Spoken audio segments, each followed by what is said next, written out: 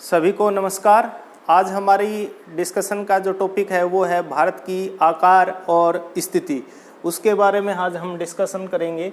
सबसे पहले हम बात करते हैं भारत की स्थिति का। तो भारत एक विशाल देश है और ग्लोब के उत्तरी गोलार्ध में है। ये जो ग्लोब आपको नज़र आ रहा है, ये बीच में से इक्वेटर या विषुवत रेखा या भूमध्य रेखा है जो पृथ्वी को दो समान भागों में बांटते हैं। ये एक काल्पनिक रेखा है और इस तरह हम बांट करके चार भागों में जब भी हम पृथ्वी का समझने के लिए एनालिसिस करते हैं तो भारत उत्तरी गोलार्ध में स्थित है। इस डेमो से आपको अच्छे से समझ में आ रहा होगा, दिख रहा होगा।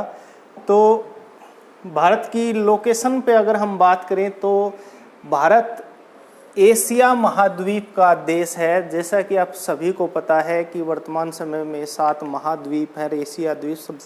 एशिया महाद्वीप जो है सबसे बड़ा महाद्वीप है और यह भारत जो है एशिया के दक्षिण भाग में स्थित है और भारत 3 ओर से समुद्र से घिरा हुआ है।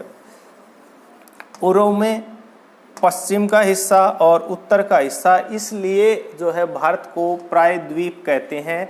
प्रायद्वीप उसे कहते हैं जो 3 ओर से जो समुद्र से घिरा हो। और भारत का अक्षांशीय विस्तार 8.4 डिग्री उत्तर अक्षांश से 37.6 डिग्री उत्तरी अक्षांश तक है। यहाँ आप देखेंगे कि भारत का जो उत्तरी अक्षांश है 8.4 से लेके 37.6 तक जो है, यहाँ तक भारत का अक्षांश विस्तार है। और इसके साथ भारत का देशांतर जो विस्तार है, इसको और इस विस्तार को अक्षांश विस्तार के नाम से जानते हैं, इसको और इसको देशांतर विस्तार के नाम से जानते हैं। और जो देशांतर विस्तार है भारत का वो है 68.7 डिग्री पूर्वी देशांतर, जबकि यहाँ से शुरू होकर के यहाँ गुजरात से यहाँ से स्टार्ट होके और पूर्व में यहाँ तक जो है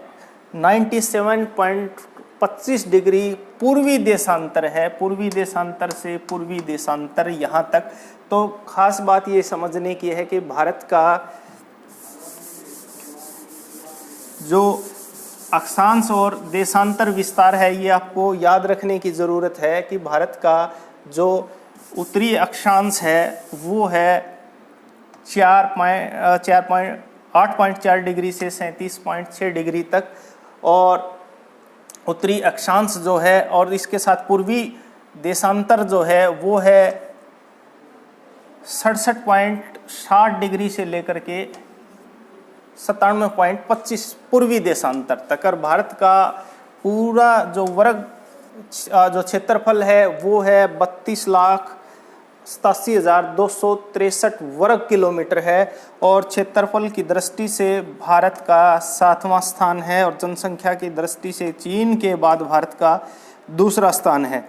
और भारत के पास में विश्व के कुल भूभाग का 2.4% है और जनसंख्या हमारा काफ़ी अधिक है, इसलिए कुल विश्व की जनसंख्या का 16% हमारे देश में लोग रहते हैं। तो ये भारत के विषय में ज़्यादातर महत्वपूर्ण है। इसमें आपको भारत की आकार और स्थिति के बारे में अच्छे से समझ आ रहा होगा। और इसके बाद हम बात करते हैं भारत की सीमा के बारे में कि भारत की जो स्थलीय सीमा है वो लगभग 15,200 किलोमीटर है और समुद्री जो है, यहाँ से देखिए समुद्री जो तट रेखा है वो है 75.16.6 किलोमीटर। अब बात करते हैं दो महत्वपूर्ण अक्षांश और देशांतर रेखाओं की। तो आपको देखेंगे कि दो महत्वपूर्ण, ये ग्लोब है, इस ग्लोब पर जो इक्वेटर है, विषुवत रेखा है या भूमध्य रेखा है, पृथ्वी को दो समान भागों में बांटते हैं। तो आपको ग्लोब पे कुछ काल्पनिक रेखाएं मिलेंगी, जैसे जो खड़ी हैं वो सारी की सारी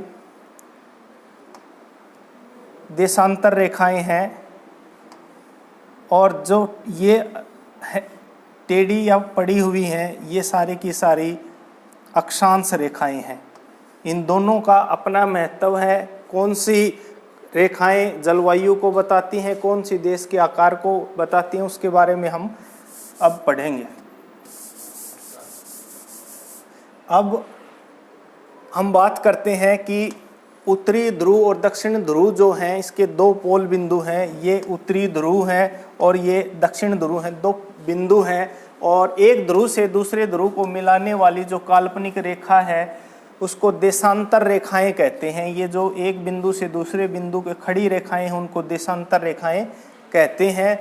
और ग्रीनविच वेधशाला जो कि लंदन में स्थित है, वहाँ से गुजरने वाली जो रेखा है उसको प्रधान देशांतर रेखाएं कहते हैं, जिसका मान है 0 डिग्री। कहने का अर्थ ये है कि वहाँ जो समय लिया गया है वो है 0 डिग्री और वो स्थित है लंदन में, और उसको प्रधान देशांतर रेखा कहा जाता है, जिसका मान 0 डिग्री है। साथ में देशांतर रेखाओं का जो देशांतर जो रेखाएं हैं, खड़ी जो रेखाएं हैं ग्लोब पर जो खड़ी रेखाएं, ये समय का निर्धारण करती है। और ख़ास बात ये भी है कि एक देशांतर से दूसरे देशांतर तक जाने में 4 मिनट का समय लगता है।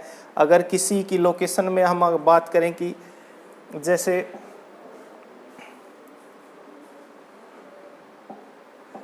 भारत का जो मानक समय है ये 82.5, जो कि कई बुकों में 82.2 भी होगा। तो पूर्वी देशांतर रेखा है जो कि इलाहाबाद के नैनी है, और यहाँ अगर है तो मिर्ज़ापुर से गुजरती है, और इसको भारत की प्रधान रेखा कहा जाता है। क्योंकि आप देखेंगे कि भारत की जो लोकेशन है वो 68.60 डिग्री से लेकर के 97.25 डिग्री तक है। कहने का अर्थ ये है कि इसमें 30 देशांतर का फर्क है, और 30 देशांतर का अर्थ ये हुआ कि एक देशांतर का पार करने में 4 मिनट लगती है। तो इस प्रकार 20 मिनट लगेंगी, यहाँ से यहाँ तक का समय का अंतर हो जाएगा। इसलिए अगर 2 घंटे का जो अंतर हो जाएगा, इसीलिए इसका बीच का जो है डिस्टेंस उठाया गया है, जो कि 37 पॉइंट यहाँ पर 82.5 डिग्री का है। ये इलाहाबाद के नैनी या मिर्ज़ापुर से गुजरती है।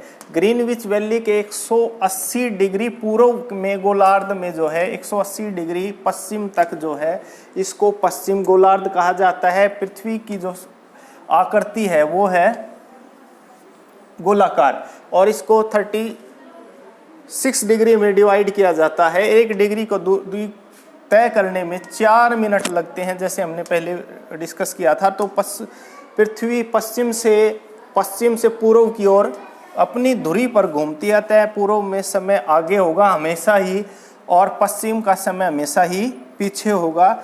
इस कारण से पृथ्वी के सभी स्थानों पर भिन्न भिन्न देशांतर का समय मिलेगा, और वो देशांतर रेखाएं समय निर्धारित करेंगी। अगर किसी भी उदाहरण के लिए जगह पर 15 देशांतर का अंतर है तो उसमें 15 चौके 60 मिनट यानी कि 1 घंटे का अंतर आ जाता है। भूमध्य रेखा पर 1 डिग्री जो है, अगर हम डिस्टेंस की बात करें, किलोमीटर की बात करें, तो वो 111.32 किलोमीटर का लगभग होता है।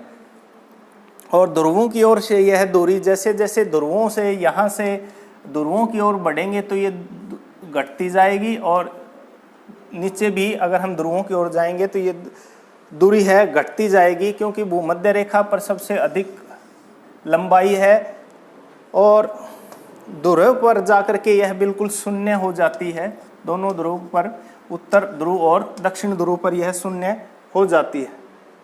अब हम बात करते हैं अक्षांश रेखाएं की। अक्षांश रेखाएं भी जो है ग्लोब पर खींची हुई समांतर रेखाओं को अक्षांश रेखाएं कहते हैं।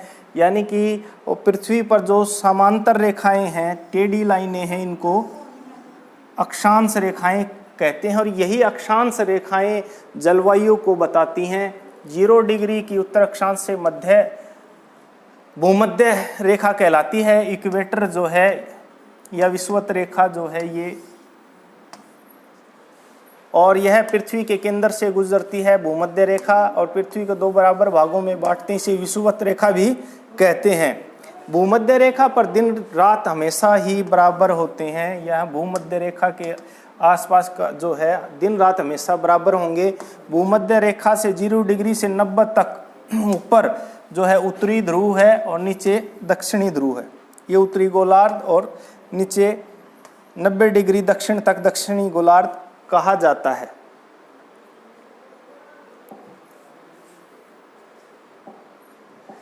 उत्तरी गोलार्ध लगभग 23.5 डिग्री नॉर्थ के दोनों बिंदुओं को मिलाने वाली रेखा जो है कर्क रेखा कहलाते हैं। आप देखेंगे कि पृथ्वी पर ये जो बीच वाली रेखा है ये भूमध्य रेखा है, इसके उत्तर में जो रेखा है वो 23.5 डिग्री पर कर्क रेखा है। नीचे दक्षिण में जो है 23.5 डिग्री पर ही मकर रेखा है। तो दक्षिण गोलार्ध 23.5 में मिलाने वाली रेखा मकर रेखा है। उत्तरी गोलार्ध में 66.5 डिग्री पर दोनों बिंदुओं को मिलाने वाली रेखा को आर्कटिक रेखा कहते हैं। यानी कि ये जो रेखा है उत्तर में ये आर्कटिक रेखा है, और दक्षिण में जो 66.5 डिग्री पे है, ये जो 66.5 डिग्री पे है, इसको अंटार्कटिक रेखा कहते हैं। तो ये भारत की आकार स्थिति, ग्लोब पर भारत की सिचुएशन के बारे में हमने डिस्कस किया। उम्मीद है आपको अच्छे से समझ में आया होगा। Thank you.